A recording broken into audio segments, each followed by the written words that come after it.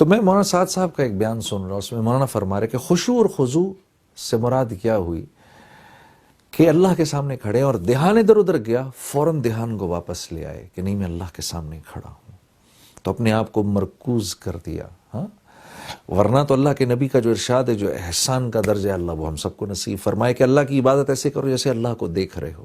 اگر ویسے نہیں کر سکتے تو پھر ایسے کرو جیسے اللہ رب العزت تمہیں دیکھ رہے ہیں. تو کم از کم درجے میں ہم یہاں تک پہنچیں. پھر اللہ نے چاہا، اللہ سے دعا کرو اے اللہ، جیسے اللہ کے نبی صلی اللہ علیہ وسلم فرمایا کرتے تھے کہ نماز میری آنکھوں کی ٹھنڈک ہے. اللہ نماز کو ہماری آنکھوں کی ٹھنڈک بنا دے. والذین هم عن اللغو معرضون. نماز کلمے کے بعد سب سے بڑی عبادت جو اللہ کو مطلوب ہے وہ نماز ہے. تو نماز کا ذکر سب سے پہلے فرمایا، اس کے فوراً بعد کون سی بات فرمائی وہ بڑی عجیب ہے. اس کے بعد روزہ رکھنے کو نہیں فرمایا، زکوٰۃ دینے کو نہیں فرمایا، حج کرنے کو نہیں فرمایا. اس کے بعد فرمایا مومنین میرے کامیاب بندے وہ ہیں جو اپنا ٹائم ضائع نہیں کرتے، فضول کاموں میں اپنے وقت کو ضائع نہیں کرتے. امام ابو داؤد رحمہ اللہ نے روایت میں آتا ہے کہ 1.5 لاکھ احادیث کا مطالعہ کیا، فرماتے ہیں. پھر فرماتے ہیں میں نے اس میں سے تقریباً 1,500 احادیث نکالی. ان میں سے 4 احادیث جو تھیں وہ ان 1,500 احادیث کا نچوڑ تھیں. وہ کیا تھی؟ سب سے پہلے کون سی تھی؟ انما الاعمال بالنیات. دوسری، جس بات کو اپنے لیے پسند کرو اپنے مسلمان بھائی کے لیے بھی وہی پسند کرو. تیسری، ایک حلال ہے ایک حرام ہے، بیچ میں مشتبہ ہے، جو مشتبہ کو بھی چھوڑ دے گا جب وہ دعا کرے گا فرشتے اس کی آمین پر آمین کہیں گے. اور چوتھی کیا تھی؟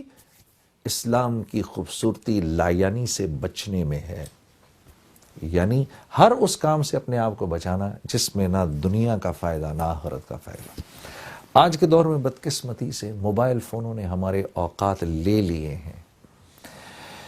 میں جنرلی جب ایئرپورٹس وغیرہ پہ، میرا ٹریول کرنا بہت ہے، میں ایئرپورٹس پہ جاتا ہوں. اب یقین کریے 100 لوگ بیٹھے ہیں تو ان میں سے میرے خیال ہے 98 لوگ اپنے موبائل کو دیکھ رہے ہوں گے.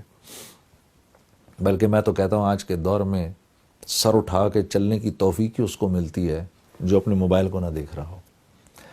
یہ اوقات کے ضائع کرنے میں سب سے آگے اس وقت. میرے دوستوں اپنے اوقات ضائع نہ کرو، کیونکہ زندگی ایک مرتبہ ملنی ہے. اس کا ہر سیکنڈ یا تو ہم کو کروڑوں کروڑوں کروڑوں سال کی جنت کی طرف لے جا رہا ہے، یا کروڑوں کروڑوں کروڑوں سال کی ناکامی کی طرف لے کے جا رہا ہے. اور ان ربک لبالمرصاد. ہاں، اللہ رب العزت دیکھ رہے ہیں ایک ایک لمحہ ہمارا. اور یہ زندگی اتنی تھوڑی ہے، اتنی تھوڑی ہے، جیسے برف ہے نا، پگھل رہی ہے پگھل رہی ہے، اس نے پگھل جانا ہے. کتنا ہی بڑا بھی برف کا تودہ کیوں نہ ہو، یہ پگھل جاتا ہے. تو اللہ رب العزت کامیاب لوگوں کی جو دوسری صفت بیان فرما رہے ہیں وہ یہ کہ وہ اپنے اوقات ضائع نہیں کرتے. اور کامیاب لوگوں کی جو ایک صفت سب میں مشترک ہے کامیاب لوگوں کی، وہ کیا ہے؟ وہ اپنا ٹائم ضائع نہیں کرتے، فضول چیزوں میں اپنے وقت کو نہیں لگاتے. والذین هم للزکاۃ فاعلون. مولانا اشرف علی تھانوی صاحب فرماتے ہیں کہ اس آیت سے مراد یہ ہے کہ یہ لوگ اپنے مال کو خرچ کرتے ہیں، اور جب مال کو خرچ کرتے ہیں تو اس طرح خرچ کرتے ہیں کہ اس سے اپنی ذات کا تزکیہ ہو. اپنی ذات کا تزکیہ کرتے ہیں مال کو خرچ کر کے. کیونکہ انسان کے لیے 2 چیزیں بہت قیمتی ہیں، ایک اس کی جان، ایک اس کا مال. یہ 2 چیزیں وہ وہاں لگائے گا جہاں اس کو بہت ضروری سمجھے گا. اور مال سے کیونکہ ایک فطری محبت بھی ہے، جان سے فطری محبت بھی ہے، تو اپنا مال کسی کو دیتے ہوئے اس کو تکلیف ہوتی ہے اندر. اور اسی لیے اللہ رب العزت نے ایک جگہ اور قرآن میں فرمایا ان اللہ اشتری من المؤمنین انفسهم واموالهم بان لهم الجنہ، کہ اللہ نے مومنین کی جان اور مال خرید لیے ہیں. کس چیز کے عوض؟ اپنی بہترین تخلیق جنت کے عوض. تو صرف جان ہی نہیں مانگی، مال بھی مانگا ہے، کیونکہ یہ دونوں چیزیں انسان کو پسند ہیں. اسی لیے ہمارے یہاں اسی لیے تو یہ بات چلتی ہے کہ چمڑی جائے دمڑی نہ جائے. ہاں، یہ ایسے ہی نہیں، یہ سننے میں مذاق لگتا ہے لیکن ایک بہت بڑی حقیقت ہے. تو عزیز دوستو، اللہ نے جو تیسری صفت اپنے کامیاب بندوں کی فرمائی وہ یہ کہ وہ جہاں اپنے مال کو اپنے پر خرچ کرتے ہیں وہاں اوروں پر بھی خرچ کرتے ہیں. یہ بھی دیکھنا ہے کہ اس پیسے کے اندر میرے اقربا کا حصہ ہے، یہ بھی دیکھنا ہے کہ اس پیسے میں میرے ہمسایوں کا بھی حصہ ہے، یہ بھی دیکھنا ہے کہ اس مال میں میرے دوستوں کا بھی حصہ ہے، یہ بھی دیکھنا ہے کہ اس مال کے اندر غربا کا حصہ ہے، مساکین کا حصہ ہے، اس میں یتامہ کا حصہ ہے۔ جو اپنے مال کو 6 طرح سے خرچ کرے گا، اللہ رب العزت اس کو وہاں سے دیں گے جہاں سے وہ گمان بھی نہیں کر سکتا، اپنے اوپر، عزیز و اقربا پر، والدین پر، جو غربا ہیں ان پر، جن کی گردنیں پھنسی ہیں ان پر، اور اللہ کے راستے میں۔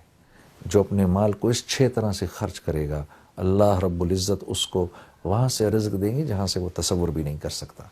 والذین هم لفروجہم حافظون، اور وہ حیا کے پیکر ہوتے ہیں، بے حیائی کی کسی کام کو نہیں کرتے، ان کی آنکھ ادھر ادھر نہیں پھرتی، ان کے کان فضول بکواس نہیں سنتے، ان کی زبان سے کوئی بے حیائی کا جملہ نہیں نکلتا، ان کا دماغ کوئی بے حیائی کی بات نہیں سوچتا۔ کوئی نامحرم سامنے آئے، اسی وقت آپ نے نظریں جھکا لیں، اللہ کے نبی صلی اللہ علیہ وسلم کے ارشاد کے مطابق اسی لمحے تیرے پچھلے سارے گناہ معاف ہو جائیں گے۔ ہاں، اور اللہ رب العزت ایمان کی ایسی حلاوت نصیب فرمائے گا دل کے اندر کہ جب آپ نماز میں کھڑے ہوں گے تو اس حلاوت کو محسوس کریں گے۔ دل کو 4 راستے جاتے ہیں، نظر سے، کان سے، زبان سے اور دماغ سے۔ یہ 4 پائپ لائنیں دل کے اندر جا رہی ہیں، ان میں سے کسی ایک پائپ لائن کے اندر گندا پانی گیا تو سارے دل کے اندر گند اور بدبو اور تعفن پھیل جائے گا۔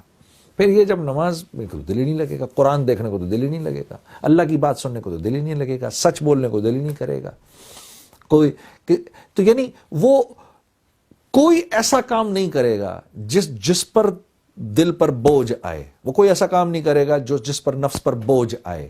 ہاں، اگر جھوٹ بولنے سے نفس پر بوجھ آ رہا ہے تو بول دے گا، نماز پڑھنے سے نفس پر بوجھ آ رہا ہے نماز چھوڑ دے گا، کیونکہ 4 لائنوں میں سے ایک لائن سے گندا پانی جا رہا ہے، دل اندر سے گندا ہے۔ جب دل منور ہوتا ہے، صاف ستھرا ہو جاتا ہے، تو پھر بے حیائی کا کوئی کام نہیں کیا جاتا میرے دوستوں۔